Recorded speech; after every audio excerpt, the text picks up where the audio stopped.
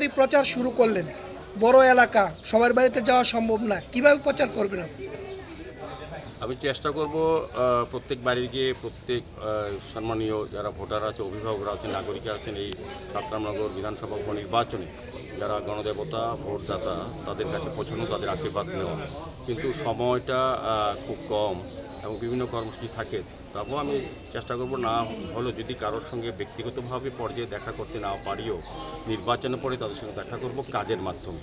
আমার দেখাটা হবে কাজ করার মাধ্যমে, সুবাদে ওই এলাকার, ওই মহল্লায়, ওই বিধানসভা অন্তর্গত সমস্ত জায়গায় যে কাজগুলি সিপিএম পরিচালিত বামফ্রন্ট সরকার বা পৌর নিগম তৎকালীন যারা দায়িত্বে ছিলেন, যারা কাজগুলি করেননি, আমাদের সরকার আসার 2018-তে আমাদের বিজেপি নেত্রী সরকার আসার পর আমাদের সাতরামনগর বিধানসভার যিনি প্রয়াত বিধায়ক জননেতা সুরজিৎ দত্তের মাধ্যমে অনেক উন্নয়ন হয়েছে। তারপরও যে কাজগুলি করা সম্ভব হয়নি, বা সুরজিৎ দত্ত যে কাজগুলি করার জন্য চিন্তা ভাবনা করে গেছিলেন, ওনার যে চিন্তা ভাবনা অকাল প্রয়োজনে যেটা করতে পারেনি সেগুলি প্রায়োরিটি বেশি করব এবং সবার সঙ্গে আমি দেখা করব। নির্বাচনে এই সময়টা হয়তো সবার কাছে সরাসরি হয়তো অনেক বুথে যেতে পারবো না, কিন্তু আমি বুথ মিটিং করব, পদযাত্রা করব, সভা করব। আমাদের দলীয় তরফ থেকে, আমাদের সরকার তরফ থেকে রাজ্যের এবং দেশের উন্নয়নে মোদিজির পক্ষে আমরা ভোট চাইব এবং আমাদের যিনি প্রার্থী পশ্চিম ত্রিপুরা লোকসভা আসনে প্রাক্তন মুখ্যমন্ত্রী বিপ্লব কুমার দেবের পক্ষে আমরা ভোট চাইব। রামনগরবাসীরা আমাকে আশীর্বাদ করবেন। আমি নিজে প্রার্থী ছিল সাতরামনগর বিধানসভার উপনির্বাচনে।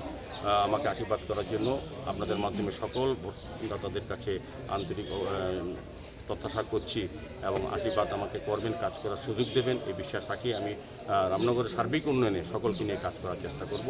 সকলের কাছে আমি যাব, সকলের আশীর্বাদ নেওয়ার চেষ্টা করব।